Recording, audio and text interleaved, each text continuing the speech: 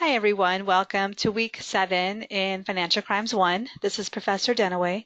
Hope you are all having a great weekend. I cannot believe we are nearing the end of this course. So that being said, your second assignment is due this evening by 11:59 p.m. Pacific time.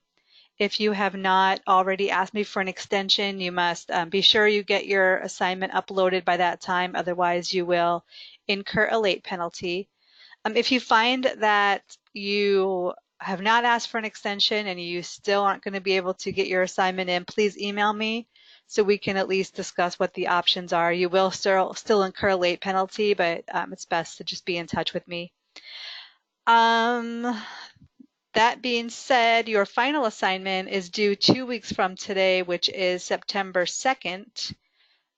Is that right? No, September 1st. Sorry, September 1st, 2 weeks from today. And that's your final assignment. There are no extensions for this final assignment, so please make sure that you're thinking ahead to getting that in on time, as well as any other coursework that may still be outstanding for you. Okay, so for last week, week 6, we had our second part of the bribery and corruption discussion.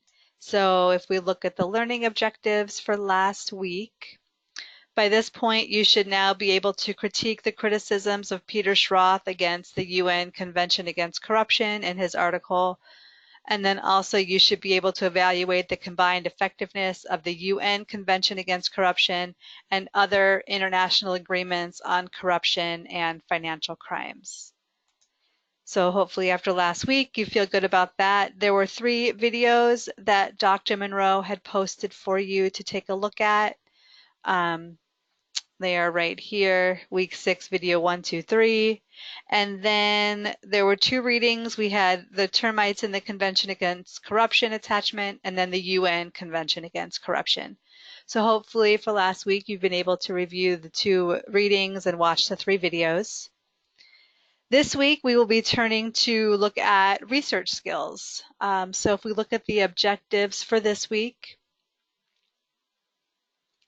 you should, while you're working through the materials, think about being able to name and discuss the defenses against financial crimes and the computer resources that can be utilized. Also, evaluate and discuss James Richards' creation of an internal FIU and the use of Microsoft Excel, the internet, pivot tables, Surface, invisible, deep, and historical webs in the fight against money laundering. And then finally, determine the importance of your compliance staff thinking outside the box and trying something new. So this week, Dr. Monroe has one video that he has put together for you to take a look at. Right here, video, computer skills and resources. And then there's one reading, Improving Financial Oversight, a James Richards piece, pages 74 through 108, which is, if you click on there, it is linked there for you. So then looking ahead to next week, week 8, as I mentioned previously, there's no new material next week, no new reading, there's no video. So it's a good time to prepare for your final assignment. Again, since there's no extensions for the final assignment, you can use that time to ensure that you get your assignment in on time for the final assignment 3.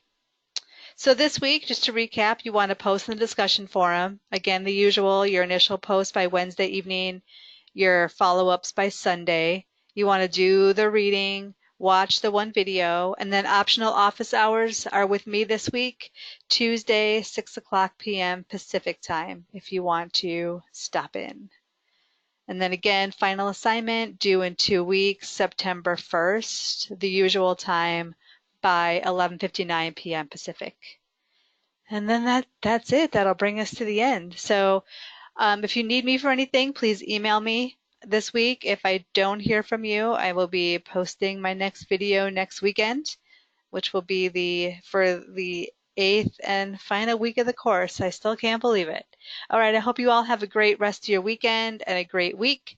If I don't hear from you, I will be talking to you next weekend. Thanks, everybody.